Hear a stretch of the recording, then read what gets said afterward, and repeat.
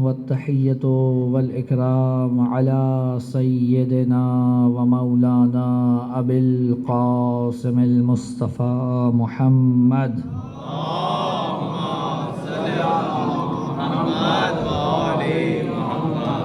وعلى أهل البيت الطيبين الطاهرين المعصومين المظلومين المنتجبين المنتخبين ولعنة الله على أعدائهم أجمعين من الأولين والآخرين يا رب العالمين.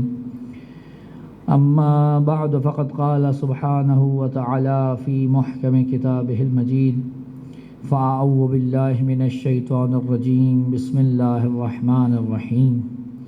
يا أيها الذين آمنوا اتقوا الله وكونوا مع الصادقين. صلوات پڑھ لیجئے محمد وعلی محمد.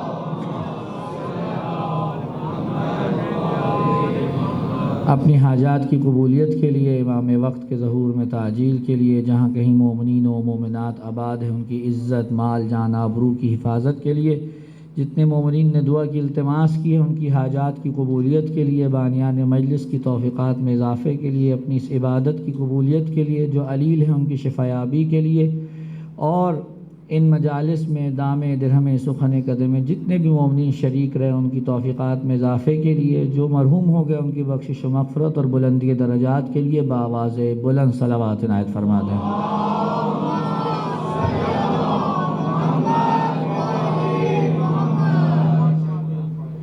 عزیزان محترم، قبل اس کے کہ گفتگو کا آغاز کروں آپ کی خدمت میں معذرت، کیونکہ آج آپ کو معلوم ہے کہ 14 اگست کی شب ہے اور ہمارے بڑے مت والے جوان جشن آزادی منا رہے تھے، تو رستے میں آپ تک پہنچتے پہنچتے آپ میں اور مجھ میں آزادی کا جشن جو ہے وہ حائل ہوا، جس کی وجہ سے میں کچھ تاخیر سے آپ کی خدمت میں پہنچا. اس کے لیے معذرت خواہ ہوں کہ آپ کو انتظار کرنا پڑا. پروردگار عالم اپنی اس کتاب ذیشان میں کہ جس کا ہر ہر لفظ اور ہر ہر حرف ہدایت ہی ہدایت ہے، ارشاد فرما رہا ہے کہ اے صاحبان ایمان، اللہ کا تقوی اختیار کرو اور اس گروہ کے ساتھ ہو جاؤ جو سچوں کا گروہ ہے. یا علی. یہ قرآن مجید کی وہ آیت ہے جو واضح طور پر اعلان کر رہی ہے کہ امت مسلمہ میں 2 قسم کے لوگ پائے جاتے ہیں. ایک وہ ہیں جنہوں نے ساتھ ہونا ہے، اور ایک وہ ہیں جن کے ساتھ ہونا ہے. تیسرا گروہ نہیں ہے. ایک وہ ہیں جنہیں حکم دیا گیا ہے معیت صادقین اپنانے کا، اور ایک وہ ہیں جو خود صادقین ہیں. ہم نے یہ دیکھنا ہے کہ یہ آیت جو قرآن مجید نے نازل فرمائی، جو قرآن مجید میں خدا نے نازل فرمائی، ہمارے شب و روز کی تلاوت میں اپنا حصہ رکھتی ہے. کیا اس آیت کو فقط تلاوت کی حد تک رکھنا ہے، یا یہ آیت اس قابل بھی ہے کہ اس پر عمل کیا جائے؟ تو مسلمانوں میں سے کوئی ایسا نہیں ہے کہ جو کہے کہ قرآن مجید کی کوئی آیت ایسی ہے کہ جو فقط تلاوت کے لیے ہو مگر عمل کے لیے نہ ہو. قرآن مجید گو کہ تلاوت کا بہت اثر ہے، قرآن مجید کی تلاوت کا بڑا اجر ہے، لیکن حقیقت میں قرآن ہدایت کے لیے آیا ہے. اس کا ہر ہر لفظ ہدایت ہے. اگر قرآن مجید کہہ رہا ہے کہ اے صاحبان ایمان، تمہیں اللہ کا تقوی اپنانا ہے اور سچوں کے ساتھ ہونا ہے، تو اب مسلمانوں پہ لازم ہے کہ وہ تلاش کریں کہ یہ سچے کون ہیں، اور جب تلاش کرنے کے لیے نکلیں گے تو ایسا نہیں ہے کہ خود سے جا کے بنا لیں. دیکھیے، اگر خدا یہ حکم دے رہا ہے کہ سچوں کے ساتھ ہو جاؤ، اس کا مطلب یہ ہے کہ اس نے سچے بنا دیے ہیں.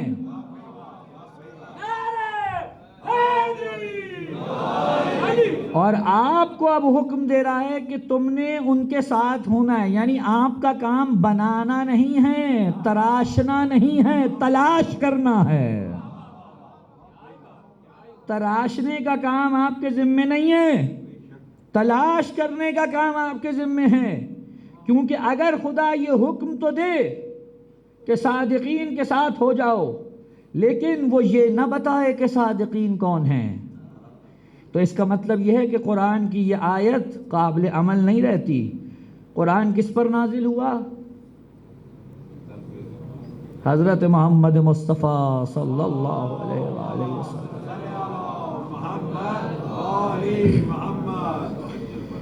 اور رسول پہ اگر نازل ہوا ہے تو کوئی جانے نہ جانے، کم از کم ابھی بالکل شروعاتی گفتگو میں یہ دعویٰ تو کیا جا سکتا ہے نا کہ کسی کو کوئی آیت آتی ہو یا نہ آتی ہو، رسول تو قرآن کی ہر آیت سے واقف ہیں۔ اب خدا نہ کرے کہ کوئی بدبخت مسلمان ایسا پیدا ہو جائے جو یہ بھی دعویٰ کر بیٹھے کہ رسول کو فلاں آیت کے معنی نہیں آتے تھے۔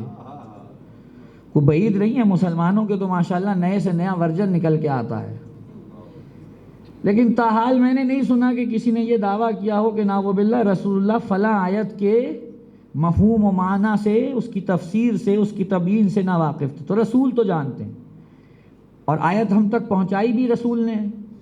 اور میرے سامنے تو خدا نے نہیں بھیجا نا جبرائیل کو، رسول کے ذریعے سے مجھ تک آئی ہے۔ یہ ذہن میں رکھیے گا کہ پورے کا پورا قرآن، توجہ، پورے کا پورا قرآن نہیں، پورے کا پورا دین اگر کسی کی زبان کی صداقت پہ ٹکا ہوا ہے تو وہ محمد ہے۔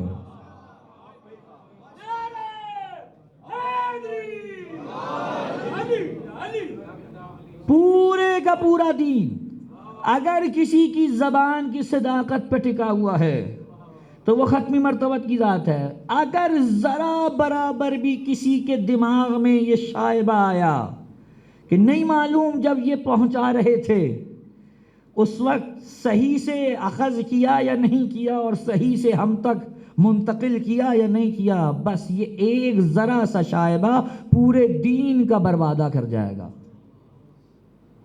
کس کس جگہ کو سنبھالتے پھریں گے، کس کس جگہ کو دیکھتے پھریں گے؟ معلوم ہوا رسول کی صداقت حقیقت میں پورے دین کی صداقت ہے۔ توجہ ہے کہ نہیں ہے؟ رسول اللہ مدینے کی گلی سے گزر رہے ہیں، توجہ ہے، مدینے کی گلی سے گزر رہے ہیں، ایک شخص کھڑا ہوا ہے بازار میں، اونٹ بیچ رہا ہے، اونٹ بیچتے ہوئے آوازیں لگا رہا ہے۔ رسول نے کہا اونٹ بیچو گے؟ کہاں بیچنے ہی تو کھڑا ہوں۔ کہا کتنے کا ہے؟ کہا 2 درہم۔ کہا ٹھیک ہے میں خریدتا ہوں، لیکن شرط یہ ہے کہ پیسے نقد نہیں ہیں میرے پاس، گھر میں رکھے ہیں، تم میرے ساتھ چلو، میں تمہیں گھر سے نکال کے دوں گا، اس وقت تم مہار میرے ہاتھ میں دے دینا۔ معاملہ ہو گیا، وہ راضی ہو گیا، رسول کے ساتھ ساتھ چلا۔ رستے میں کوئی صاحب مل گئے اور انہوں نے اونٹ کے مالک سے کہا کہ اونٹ بیچو گے؟ اس نے کہا میں بیچ چکا ہوں۔ کہا کتنے کا بیچا؟ 2 درہم۔ کہا میں 4 درہم دوں گا۔ وہ مکر گیا۔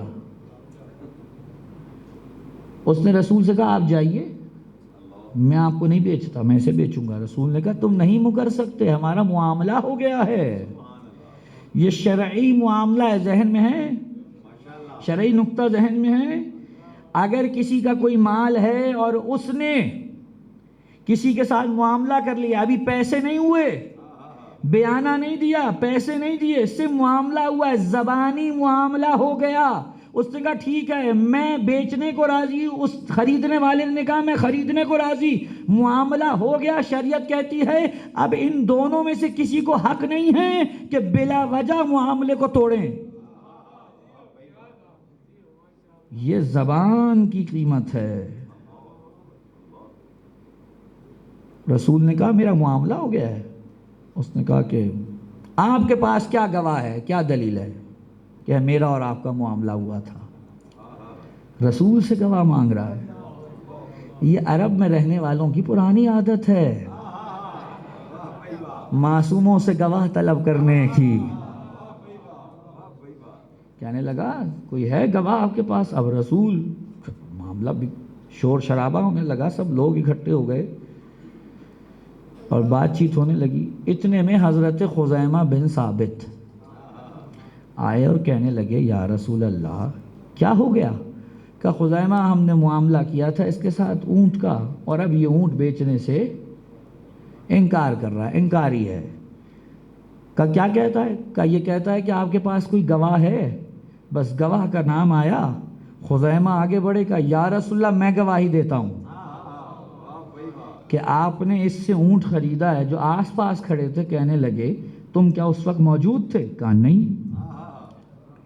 کہا تو گواہی کیسے دے رہے ہو؟ کہا میں نے نہ خدا کو دیکھا، نہ جبرائیل کو دیکھا، نہ قرآن اترتے دیکھا، نہ جنت دیکھی، نہ جہنم دیکھی، نہ نہریں دیکھی، نہ حوریں دیکھی۔ رسول کہتے رہے میں گواہی دیتا رہا۔ اس کے کہنے پہ جب اندیکھی چیزیں مان سکتا ہوں تو اگر یہ کہے میں نے خریدا ہے تو گواہی دیتا ہوں اس نے خریدا ہے۔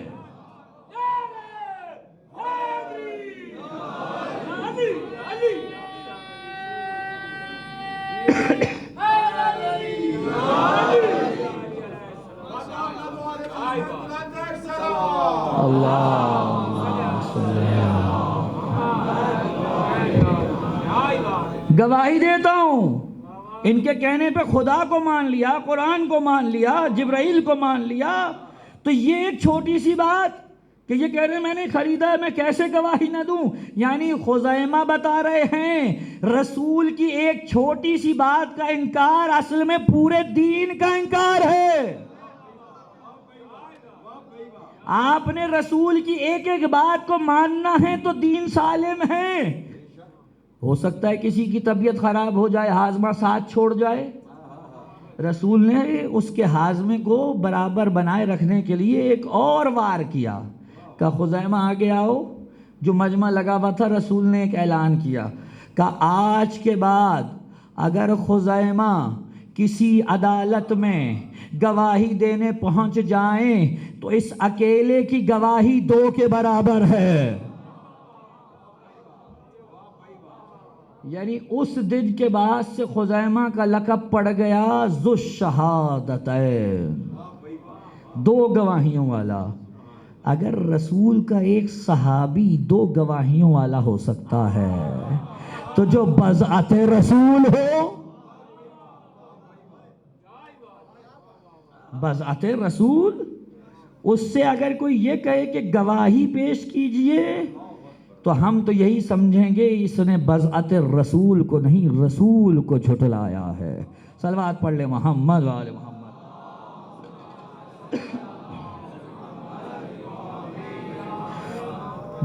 توجہ ہے نا ذات کی؟ یہاں تک آپ کو صرف اس لیے لانا پڑا کہ ایک جملہ کہہ دیا تھا کہ رسول کی صداقت پر پورے دین کی صداقت کا انحصار ہے۔ اگر رسول کو نہیں مانا صادق تو دین گیا۔ اور قرآن کیا کہہ رہا ہے؟ ہو جاؤ سچوں کے ساتھ۔ اب اگر کوئی سچا ہو یا نہ ہو ابھی ہمیں اس سے بحث نہیں، لیکن اتنی بات تو طے ہے کہ رسول سچے ہیں، رسول سچے ہیں۔ یہ سب مسلمان کیا، وہ جو کافر ہیں، وہ جو کافر ہیں وہ رسول کو نبوت سے پہلے صادق و امین مانتے ہیں۔ اور آپ دیکھیے عجیب مرحلہ ہے، کبھی اس طرح سے سوچنے کی کوشش کیجئے گا، رسول کی اور بھی تو کتنی صفات ہیں، سخی ہیں، کریم ہیں، یہ ساری صفات رسول کی ہیں، لیکن نبوت سے پہلے کوئی دوسری صفت معروف نہ ہوئی۔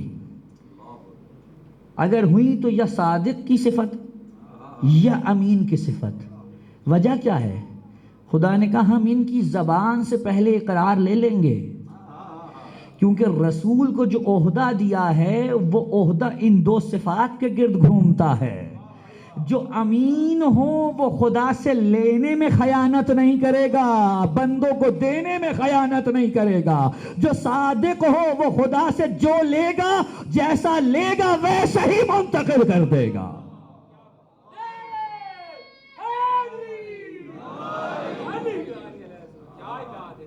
یہ دونوں القاب رسول کے عہدے سے متعلق تھے، اس لیے پہلے سے معروف کروا دیے۔ اب رسول تو صادق ہیں، باقی کوئی ہو یا نہ ہو. اور یہ ذہن میں رکھیے گا، کافروں کے کہنے سے رسول صادق نہیں بنے. کافروں نے تو تائیداً کہا ہے رسول اپنی ذات میں ملکہ صداقت رکھتے ہیں. کیونکہ یہ ذہن میں رکھیے گا کہ انسانوں کے بنائے ہوئے صادق اور صدیق ان کا اعتبار نہیں کیا جا سکتا. بھی توجہ فرما رہے ہیں حضرات؟ پریشان بھی نہیں ہیں آپ حضرات؟ میں عرض کرتا ہوں، دیکھیے، میں اگر کسی شخص کو، مثلا میں امام بارگاہ آیا آپ کے قرآن ناطق میں مجلس پڑھنے کے لیے، یہاں میری پہلی مرتبہ کسی شخص سے ملاقات ہوئی. وہ صاحب میرے ساتھ 25-30 منٹ بیٹھے اور اس میں انہوں نے کچھ معلومات کا تبادلہ کیا، مجھ سے کچھ پوچھا، مجھے کچھ بتایا. کچھ دیر کے بعد میں باہر نکلا تو جن کو میں جانتا تھا ان سے میں نے کہا کہ جناب مجھے ان صاحب نے یہ باتیں بتائی ہیں. تو میرے جو جاننے والے تھے انہوں نے کہا کہ جی بالکل درست ہے، صحیح بتائی ہیں. تو اب میں نے ان 25 منٹ میں جو انہوں نے معلومات دی تھی اس کے مطابق یہ فیصلہ کیا کہ یہ صاحب سچے ہیں. اب میں یہ حق تو رکھتا ہوں کہوں کہ یہ 25 منٹ کی گفتگو جو ہوئی اس میں یہ سچے ہیں،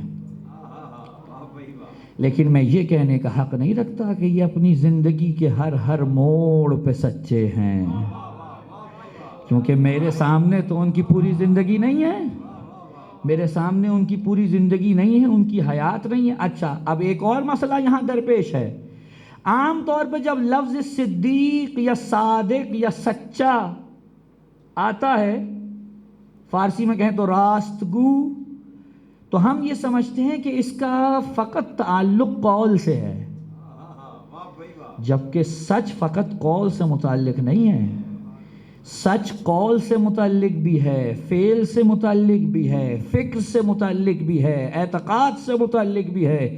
اگر ایک شخص، توجہ مثال دے دیتا ہوں بچوں کے لیے، سب نماز پڑھتے ہیں، نماز سے پہلے کیا واجب ہے؟ وضو کرتے ہیں. اب عملاً ایک بچہ یا کوئی بزرگ یہ سمجھتے ہیں کہ میں بالکل درست وضو کرتا ہوں، لیکن حقیقت میں وہ وضو کرنے میں غلطی کا شکار ہوتے ہیں. تو اب وہ تو سمجھ رہے ہیں میں صحیح عمل کر رہا ہوں، یعنی سچا عمل کر رہا ہوں، لیکن حقیقت میں وہ عمل سچا نہیں، وہ صحیح نہیں ہے، وہ عمل غلط ہو رہا ہے.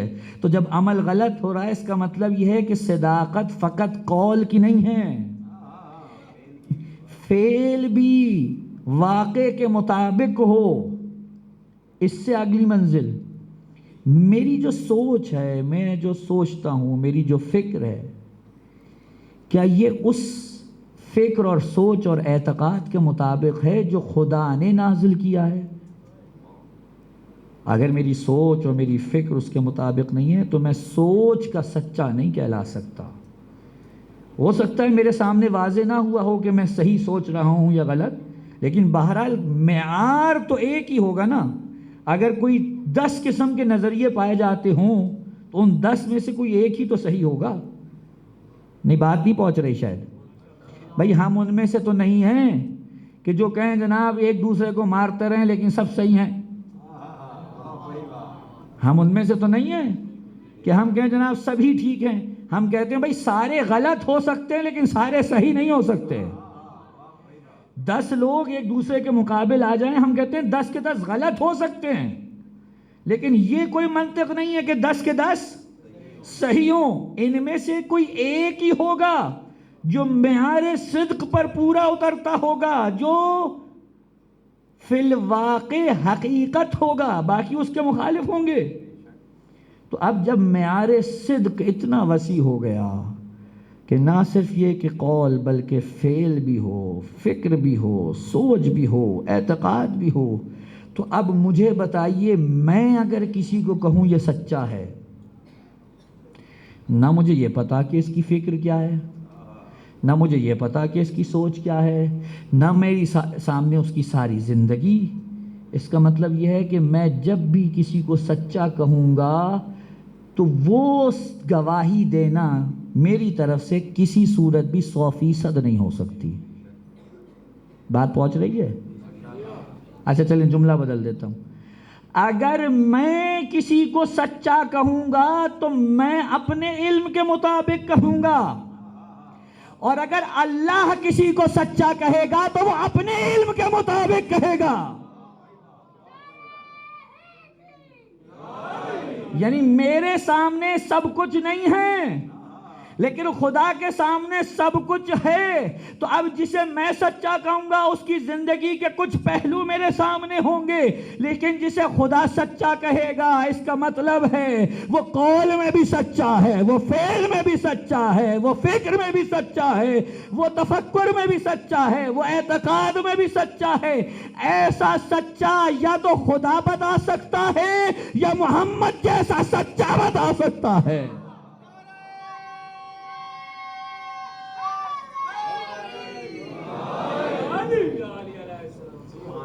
یہ کسی اور کے دسترس میں نہیں ہے کہ وہ بیان کرے کون ہے یہ، یا خدا بتائے یا رسول بتائیں، کیونکہ رسول خود صادق ہیں۔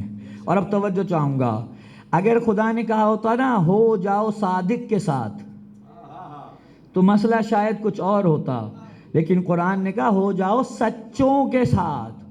عربی میں جمع کے لیے کم از کم 3 درکار ہیں، معلوم ہو کوئی جماعت ہے، توجہ فرمائیں، کوئی جماعت ہے جنہیں خدا کہہ رہا ہے ان کے ساتھ ہونا ہے، اور معیار صدق آپ کے سامنے آ گیا کہ کیسے سچے ہونے چاہیے۔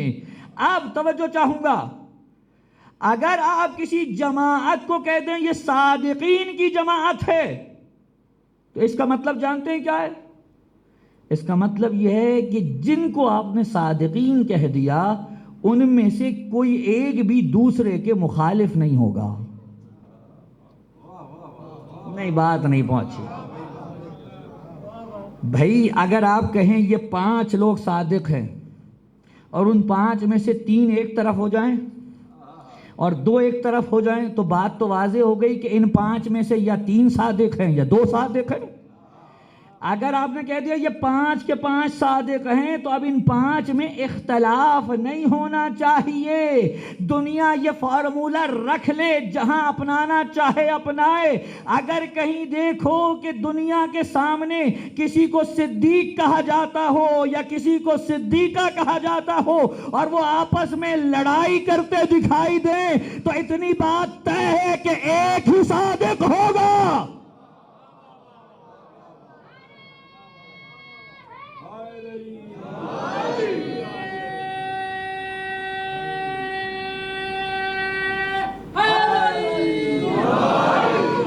ایک ہوگا، دونوں نہیں ہو سکتے۔ اور اگر جماعت ہے تو اس کا معیار یہ ہوگا، خدا کرے کہ میں بات پہنچا دوں، اس کا معیار یہ ہوگا کہ ہاتھ 14 ہوں گے مگر کام ایک ہوگا، قدم 14 ہوں گے مگر اقدام ایک ہوگا، کان 14 ہوں گے مگر سماعت ایک ہوگی، زبانیں 14 ہوں گی مگر گفتار ایک ہوگی۔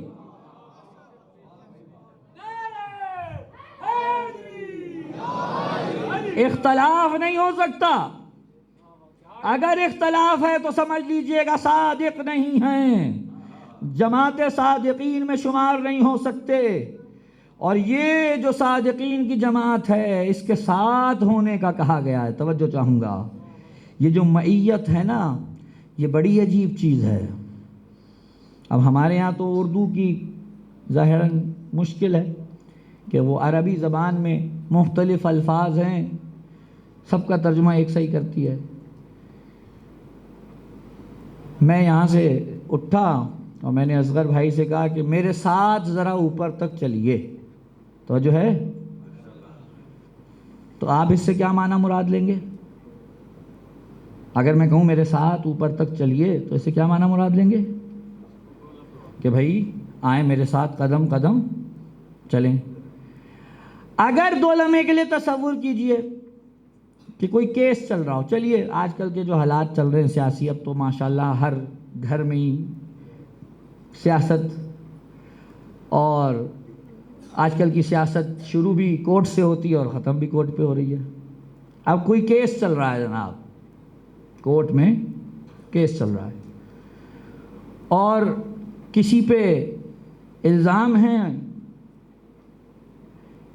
نتیجہ یہ ہوا کہ ایک وہ لوگ ہیں جو ملزم کے ساتھ ہیں، اور ایک وہ ہیں کہ جنہوں نے اس پہ الزام لگایا اس کے ساتھ ہیں۔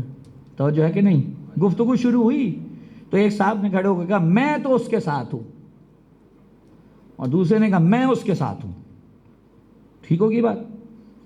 اب سوال یہ ہے کہ یہ جو میں نے اصغر بھائی سے کہا کہ میرے ساتھ ذرا اوپر تک چلیے اس ساتھ میں، اور یہ جو کہا کہ میں اس کیس میں اس کے ساتھ ہوں، اس ساتھ میں کوئی فرق ہے یا نہیں؟ کیا فرق ہے؟ ایک میں نہیں، گواہ نہیں بن رہے، آپ تو گھر میں بیٹھے، ایک میں بدن ساتھ ہے۔ عین ممکن ہے، ان کی شان میں گستاخی نہیں کر رہا لیکن ایک جملہ کہہ رہا ہوں، عین ممکن ہے ان کا دل نہ ہو اوپر جانے کا، لیکن اب میں نے کہہ دیا تو انہیں جانا پڑے گا۔ معلوم ہے فقط بدن ساتھ ہے، لیکن جب وہاں کہا کہ اس کیس میں اس کے ساتھ ہوں، اس کا مطلب ہے میرا نظریہ اس کے ساتھ ہے۔ توجہ ہے یا نہیں ہے؟ میرا نظریہ اس کے ساتھ ہے، میرا دل اس کے ساتھ ہے، چاہے کورٹ میں نے کبھی منہ بھی نہ دیکھا اس کا، لیکن میرا نظریہ اس کے ساتھ ہے۔ سوال یہ ہے کہ جب قرآن کہہ رہا ہے سچوں کے ساتھ ہو جاؤ، یہ کون سا ساتھ مانگ رہا ہے؟ جسم ساتھ بنا لو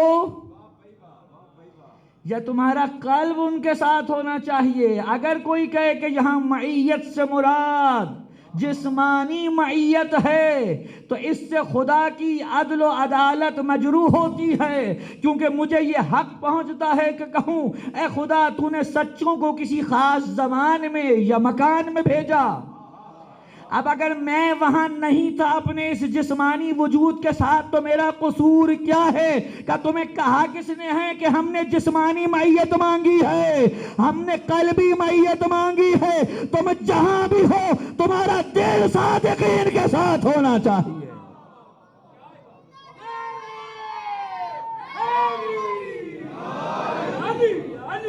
تمہارا دل صادقین کے ساتھ دھڑکتا ہو۔ حضور آپ میں سے کون کون ہیں جو مشہد مقدس کی زیارت کر چکا ہے؟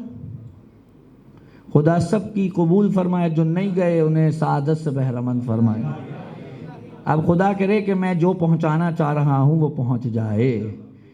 آپ جائیں امام رضا کی زیارت کریں علیہ الصلاۃ والسلام، اور جب آپ زیارت کریں گے تو شاید آپ کو کوئی وہاں بتائے، نہیں بتائے تو میں بتائے دیتا ہوں، امام رضا کے قدموں میں ہارون رشید کی قبر ہے۔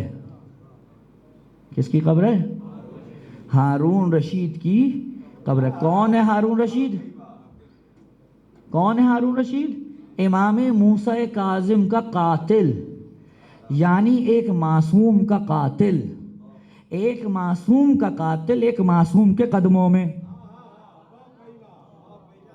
لیکن اس جسم کے مل جانے سے فائدہ نہیں ہوا کیونکہ قلب نہیں ملا ہوا۔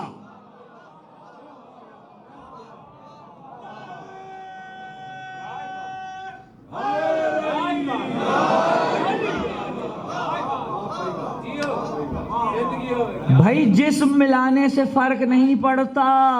رسول مدینے میں رہتے ہیں، بار بار رخ کرتے ہیں یمن کا۔ مجھے یمن سے ایمان کی بو آتی ہے، وہاں میرا اویس رہتا ہے۔ زندگی بھر کبھی رسول کو سر کی آنکھ سے نہیں دیکھا۔ ایک دفعہ ماں سے اجازت لے کر آئے، ماں نے شرط رکھ دی رکنا نہیں ہے، مل کے فوراً آ جانا ہے۔ پہنچے مدینے تو پتہ چلا رسول مدینے سے گئے ہوئے ہیں، رکے نہیں، آ کر فوراً نکل گئے۔ رسول واپس آئے تو کسی کو بتانے کی ضرورت نہیں پڑی، اویس آئے تھے، کہا کیا میرا اویس آیا تھا، مجھے اس کی خوشبو آ رہی ہے۔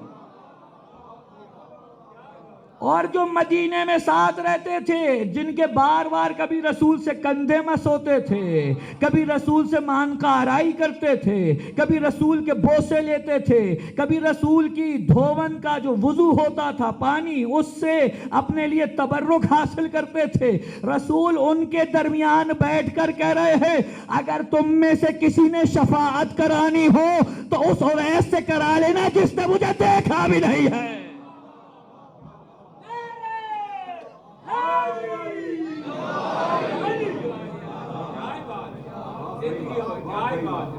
جسم تو ملا ہی نہیں، جسم تو ملا ہی نہیں، تو کیا مل گیا؟ قلب ملا تھا، نظریہ ملا تھا، عقیدہ ملا تھا۔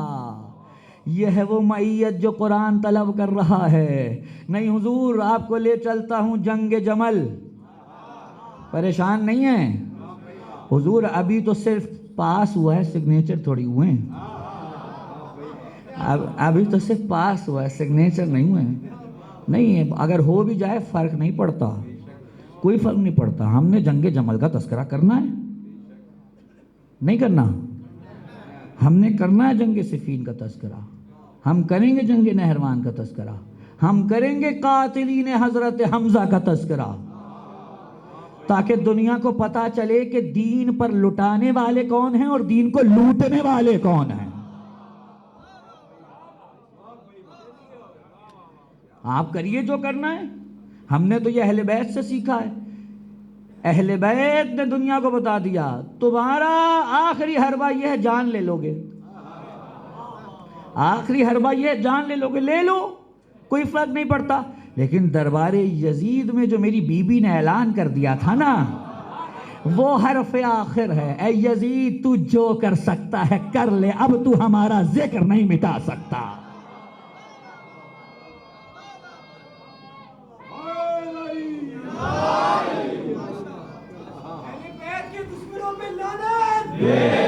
توجہ فرمائیں حضرات، چلیے جنگ جمل چلتے ہیں۔ علی جنگ جیت گئے، علی جنگ جیت گئے، اور اب سامنے لاشیں پڑے ہیں، کشتوں کے پشتے لگے ہوئے ہیں۔ علی نے کہا اٹھا کے لے جاؤ اپنے لاشیں، جو کرنا کرو ان کے ساتھ، اور اپنے صحابیوں کو حکم دیا جو میری طرف سے مجاہدین لڑے ان کے لاشیں اکٹھے کرو اور لے آؤ میرے سامنے، علی خود نماز جنازہ پڑھائے گا۔ اور جب یہ کام ہو رہا تھا تو نہج البلاغہ میں موجود ہے، جا کے دیکھ لیجئے گا، ایک صحابی ساتھ کھڑا ہے، آیا کہنے لگا آقا کاش میرا بھائی زندہ ہوتا، اور وہ یہ دیکھتا کہ آپ کو ایسی عظیم الشان فتح نصیب ہوئی ہے، بڑا خوش ہوتا۔ امیر المومنین نے مسکرا کے دیکھا، کہا یہ بتاؤ ہم سے محبت کرتا تھا؟ کہا آقا محبت کرتا تھا، آپ کے عقیدے پر تھا، آپ کو حق جانتا تھا، آپ کے نظریے پہ تھا، قلب بلا ہوا تھا۔ کہا تو پھر تمہارے ذریعے سے قیامت تک آنے والوں کو ایک پیغام پہنچاتے ہیں۔ وہ جو علی کو آج جنگ جمل میں حق پہ سمجھتے ہیں، چاہے قیامت تک آئیں، آج وہ جمل میں موجود بھی تھے، علی کی رکاب میں لڑے بھی ہیں۔ ہوا کیا؟ نہ آپ نے تلوار اٹھائی، نہ نیزہ چلایا، نہ گھوڑے پہ بیٹھے، نہ زخم کھایا، نہ کوئی چیز لگی، آپ جمل میں ہو گئے علی کے ساتھ۔ کیسے؟ کہ یہی تو طاقت ہے عقیدے کی۔ یہاں نظریہ علی کے ساتھ جڑا، وہاں 14 صدیوں کا فاصلہ طے ہو گیا۔ صلوات پڑھے محمد و آل محمد۔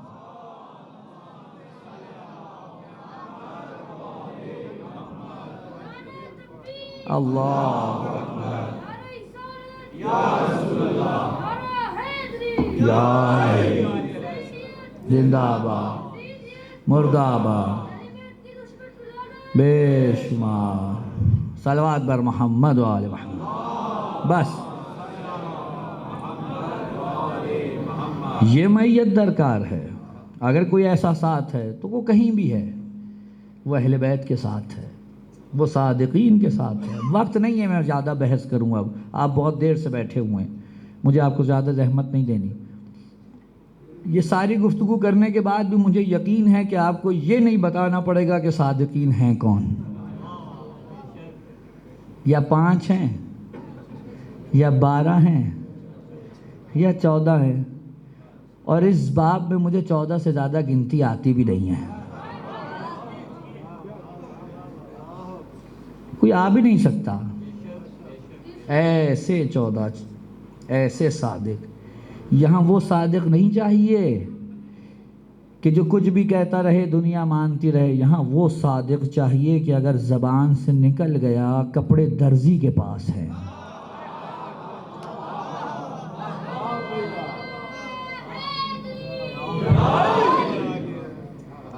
اگر یہاں زبان سے نکل گیا کہ تو مردوں کے مجمع میں کر کیا رہی ہے، توجہ ہے حضرات کی، ایسے صادق درکار ہے۔ اور انہی صادقین میں سے آج کا دن ایک صادق سے منسوب، بڑی محبت کرتے ہیں امام آپ سے، اب وقت نہیں ہے کیا کروں میں، دونوں طرف سے گھرا ہوا ہوں، لیکن ایک تذکرہ امام سید سجاد کا بھی ہو جائے، صلوات پڑھے محمد والے محمد۔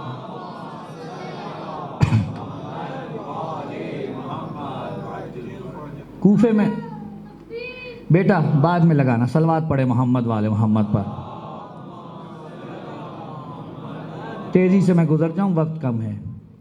سید سجاد کا ایک چاہنے والا کوفے میں رہتا ہے، ہر سال حج پہ جاتا ہے، علامہ مجلسی نے لکھا ہے واقعہ، ہر سال حج پہ جاتا ہے، اور جب حج پہ جاتا ہے تو اپنے ساتھ تحائف لے کے جاتا ہے سید سجاد کے لیے، کیونکہ جب مکے سے واپس آتا ہے مدینے تو تحائف پیش کرتا ہے۔ ایک سال جانے لگا تو بیوی نے کہا تم ہر سال اپنے امام کے لیے لے جاتے ہو تحفے، کبھی انہوں نے بھی کوئی تحفہ دیا؟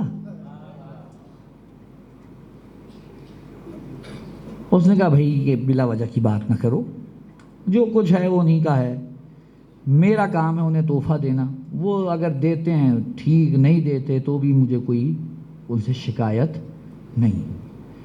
پہنچا امام کے پاس، جب پہنچا